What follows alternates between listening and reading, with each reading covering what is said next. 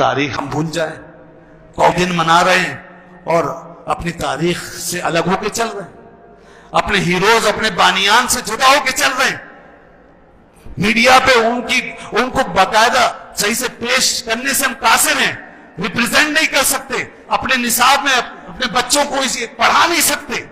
یہ اسکولوں کا جال جو بچھا ہوا آزادی کے ساتھ تعلیم دی جا رہی ہے، جہاں یہاں کون کون سے ہیروز پڑھائے جا رہے ہیں ان کے نصاب و کیریکلم میں، ذرا غور تو کریں آپ۔ آکسفورڈ اور بڑے بڑے کیمبرج اور سٹی کے نام سے اور ڈکن ہاؤس کے نام سے چلنے والے اسکولوں کے آئے دن میڈیا پر خبریں آتی ہیں، کیا کیا پڑھایا جا رہا ہے۔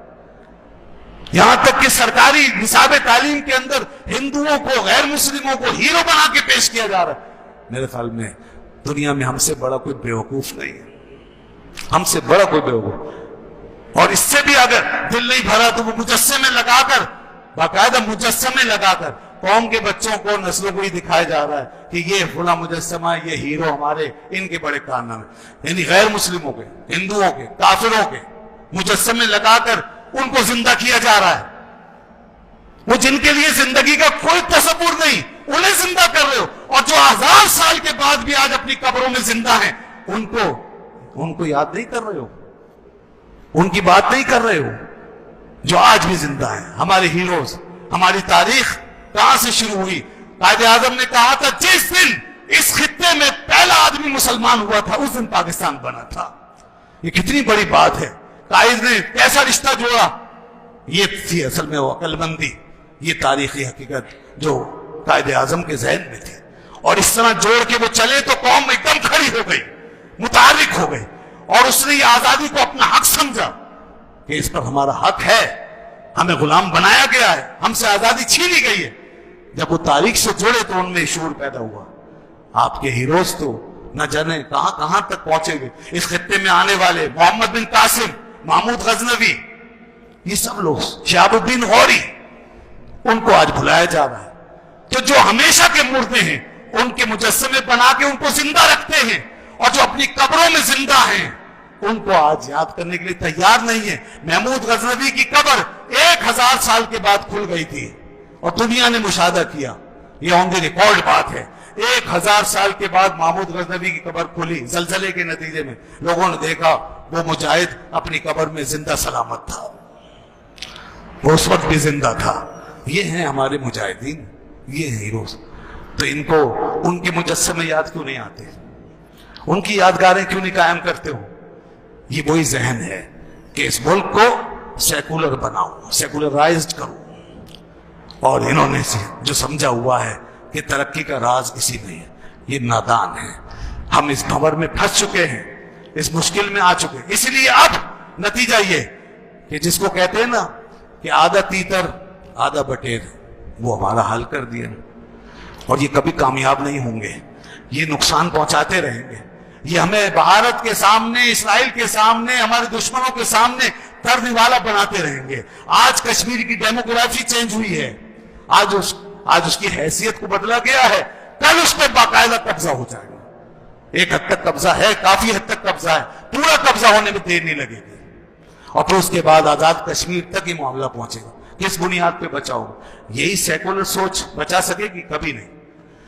یہاں مجاہدانہ کردار چاہیے، یہاں محمد بن قاسم کا جذبہ چاہیے، یہاں محمود غزنوی کی ہمت چاہیے، جہاں سلطان صلاح الدین ایوبی کا نظریہ چاہیے، یہاں قائد اعظم محمد علی جناح کا ویژن چاہیے، یہاں اقبال کی فکر چاہیے، یہاں 20 لاکھ مسلمانوں کی قربانی کا جذبہ چاہیے، جو شہید ہوئے، اس ملک کو بناتے بناتے بناتے بناتے شہید ہو گئے، اپنا خون بھر بھر کے ڈال دیا اس کی بنیادوں میں، تب یہ پاکستان کھڑا ہوا اور دنیا کے نقشے پہ آیا۔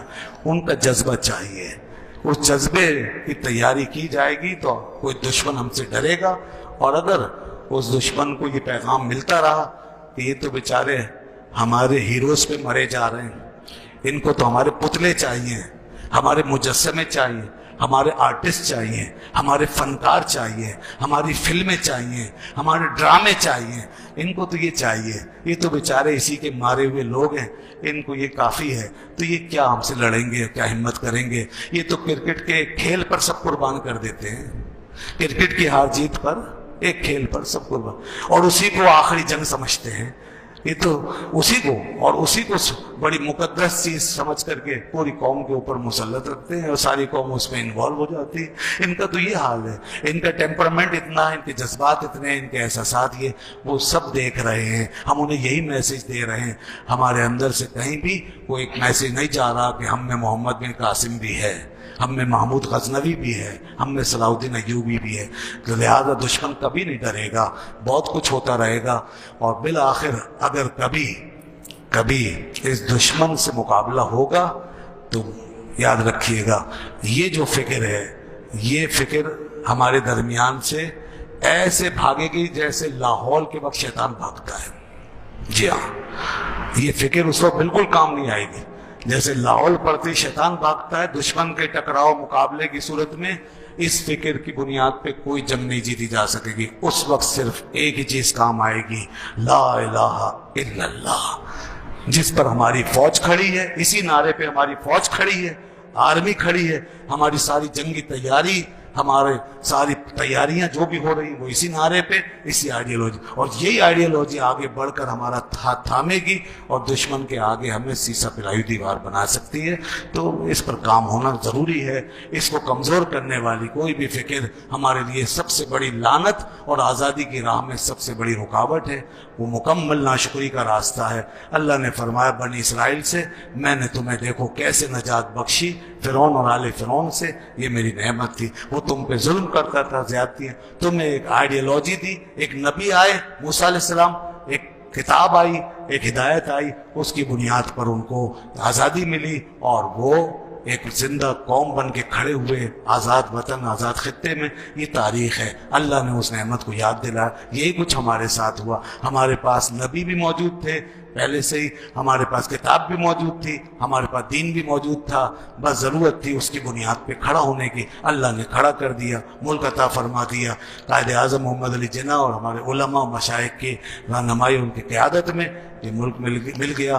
تو اس چیز کو ہمیشہ ہمیں آبزرو کرتے رہنا ہے، ریئلائز کرنا ہے، اس کو اپنے سامنے رکھنا ہے، اور اس کو اپنے بچوں کو منتقل کرنا پڑے گا۔ اللہ تعالیٰ سے دعا ہے کہ ہمیں آزادی کی اس نعمت کی قدر کرنے کی توفیق عطا فرمائے۔